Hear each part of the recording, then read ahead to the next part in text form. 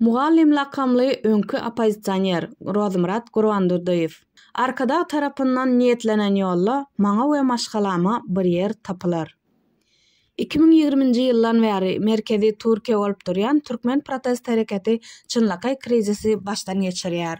Takminan 2 ýyl ozal Istanbul opozisiýaçylarynyň hataryndaky ösüş hakykatdanam togtady.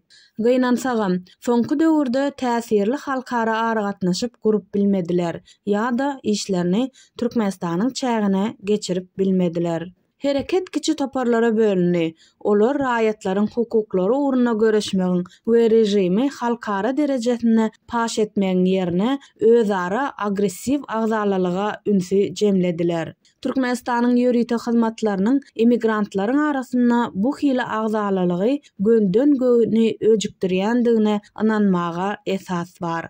Bu krizis tendensiýalarynyň beýany oktyabr aýynyň başynda Warşawada türkmen emigrantlarynyň şowsuz web sahypasy boldy. Käbir türkmen aktivistleriniň bu çärede we Ýewropanyň howpsuzlyk we hyzmatdaş gullugynyň adam ölçegleri ýygynynyň umumy mejlislerine eden çykyşlaryna seretseň, daşary ýurtly adam hukuklaryny goraýjylara şüpheli hüjümler repressiv türkmen rejimini tankytlamakdan has möhümdir. Protest hereketiniň krizisiniň ýene bir sowutnamasy Türkmenistan Halk Hereketi THH hereketiniň lideri Rozmurat Gurbanturdiýewiň Mugallim ady bilen tanalýan Toweden çykyşy boldy. 2-nji dekabrda YouTube'da peýda bolan bu ýüzlenmesi köp aktivist üçin güneşli asmanyna gök gürlen ýaly boldy.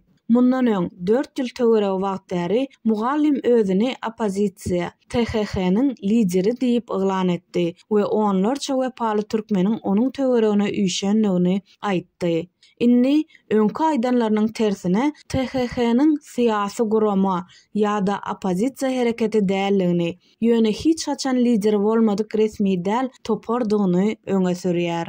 Mugallimiň özü diňe YouTube kanalyna video montaj etmek bilen çäklenýän bu jemgyýetiň adatly gatnaşyjysydygy aýdylýar. Gatnaşmagyň maksady syýasy talaplar däl, jemgyýetçilikdi we hereketiň maksadyna ýetenligi aýdylýanlygy sebäpli Mugallimiň pikiriçe türkmenlere enni hiç hili kynçylyksyz pasport berilýär we olar erkinlige eýe boldular. Geljekde THH-nyň dowam etmegine manysy ýok. 2022-nji ýylyň 16-njy awgustda oglunyň pasportyny uzaltmak isleýän Gurbanturdiýewiň Türkmenistanyň prezidentine ýüz tutmak üçin Istanbuldaky türkmen konsullugynyň öňünde ýygnanan bir topar türkmen bilen birleşenligini ýatladýarys. Bu çäre wagtynda şikaýetçilere hüjüm eden konsulluk işgärleri tarapyndan bir näçe gezek urulan Mugallim türkmen diplomatik missiýanyň işgärleri tarapyndan ýenjilenligini açaçan aýtdy. Şeýle de bolsa beýleki ejir çekenlerden tapawutlylykda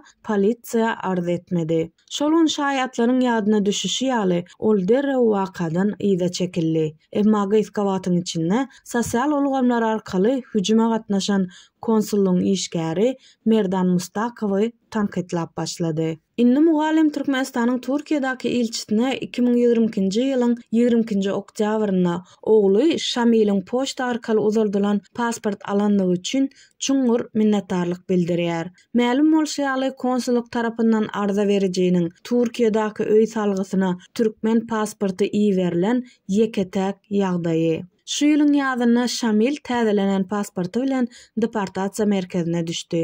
Soň bolsa iýun aýynda konsullugyň işçen gatnaşmagy bilen Türkmenistana deportasiýa edildi.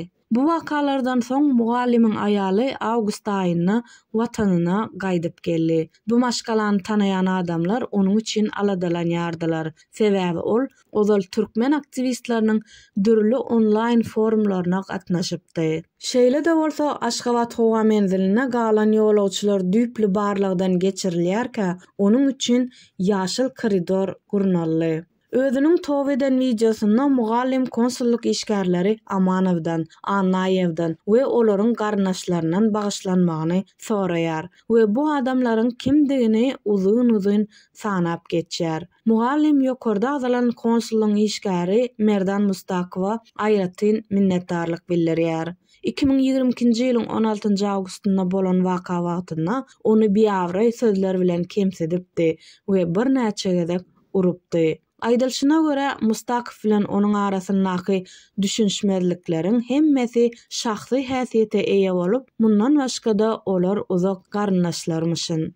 Muallim Ilham bilen birnäçe watlap öýünde saklan türkmen aktivistleriniň we kezzaplaryň Ferhat Genjiýewiň we Farhat Meýmankulyýewiň Türkmenistana türün edilen blogçy pidasy bolan ony yglan etdi. Olar bu ýagdaýdan peýdalanyp ony garry akmagy türkmen hökümetine garşy çykmaga anandyran haramlar. Köpler Gurban Durduýewiň hakykatdan videoda häkimetlere garşy gödök sözler ulanmagy bilen tanalýan Farhat Meýmankulyýewiň YouTube kanalyna birnäçe gezek geplendigini ýadyna salýarlar we özü de ondan görelle aldy. Dinleýijileriň pikiriçe gödök sözler aýtmak orta ýaşly türkmene hiç gelşen okdy.